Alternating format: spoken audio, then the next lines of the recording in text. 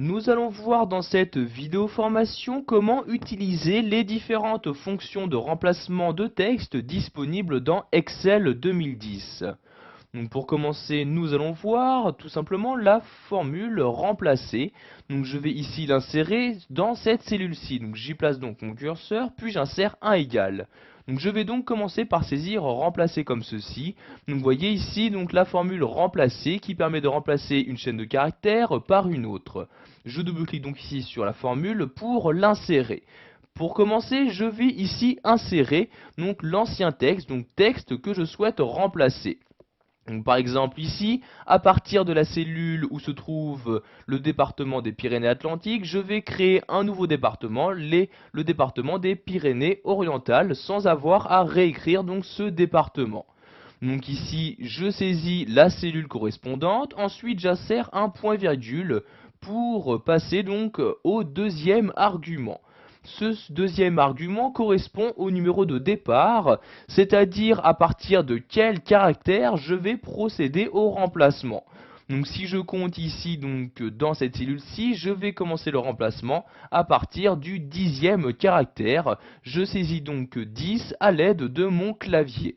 Ensuite, j'insère un nouveau point-virgule et maintenant je vais choisir.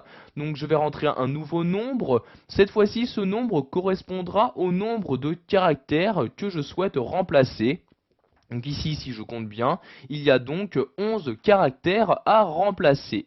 Ensuite, je sers un dernier point-virgule et donc dans ce dernier argument, je vais mettre donc le nouveau texte. Donc par quel texte je souhaite remplacer donc l'ancien.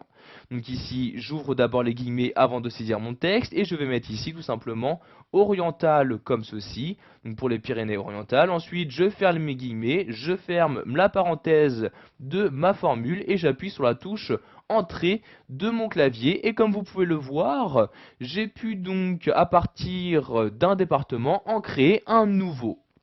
Nous allons maintenant voir qu'il est possible d'utiliser une autre formule qui vous permettra, elle, juste de remplacer un seul caractère, donc que ce soit tous les E d'une chaîne de caractères, tous les A, etc.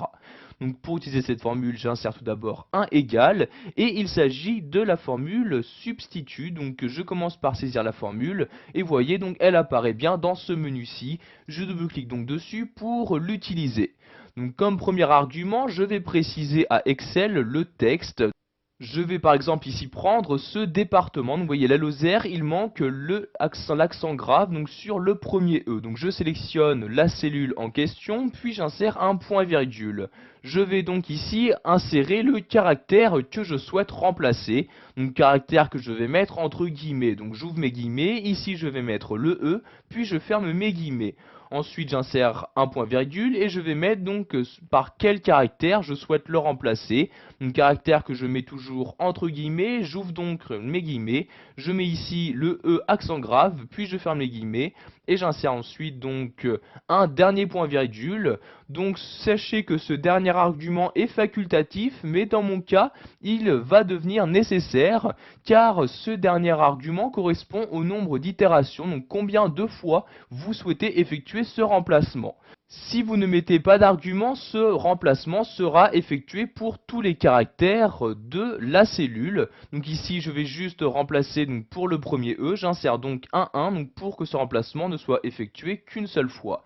Je peux maintenant fermer la parenthèse de ma formule et appuyer sur la touche Entrée de mon clavier. Et comme vous pouvez le voir, donc ce remplacement a bien été effectué donc qu'une seule fois sur le premier E donc du département de la Lozère.